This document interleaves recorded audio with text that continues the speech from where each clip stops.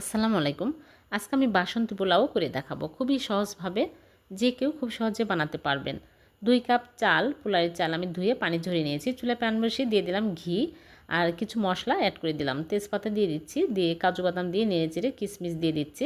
দিয়ে কিছুক্ষণ ভেজে নেওয়ার পরে আমি দিয়ে দিচ্ছি পোলাওয়ের চাল। ভালো করে পানি ঝরিয়ে নিতে হবে। তারপরে দিয়ে নেড়েচেড়ে ভেজে নিব। স্বাদমতো লবণ, আদা রসুন বাটা 1 চামচ করে, হলুদের গুঁড়া আর গোলমরিচের গুঁড়া আর দিয়ে দিলাম গরম মশলার গুঁড়া দিয়ে আমি নেড়েচেড়ে নিব। তারপরে এখানে দিয়ে দিচ্ছি কাঁচামরিচ কয়েকটা ফালি করে দিয়ে দিলাম আর ফুটন্ত পানি 4 কাপ দিয়েছি। এখন আমি নেড়েচেড়ে ঢেকে রাখবো। চুলার স্লো আঁচে করে ভালোভাবে হয়ে গেছে আর ঝরঝরে হয়েছে। এখন চিনি দিয়ে দিচ্ছি 2 চামচ আর ঘি 2 চামচ দিয়ে আমি নেড়েচেড়ে আবারও চুলার উপরে চুলা অফ করে ঢেকে রাখবো 10 মিনিট। 10 মিনিট পর আমি চুলা থেকে নামিয়ে সার্ভ করে নিচ্ছি। হয়ে গেল মজাদার বাসন্তী পোলাও। ঈদের দিন এই রকম করে পোলাও রান্না করতে পারবেন। ভালো লাগলে লাইক কমেন্ট শেয়ার করে দেবেন। আল্লাহ হাফেজ।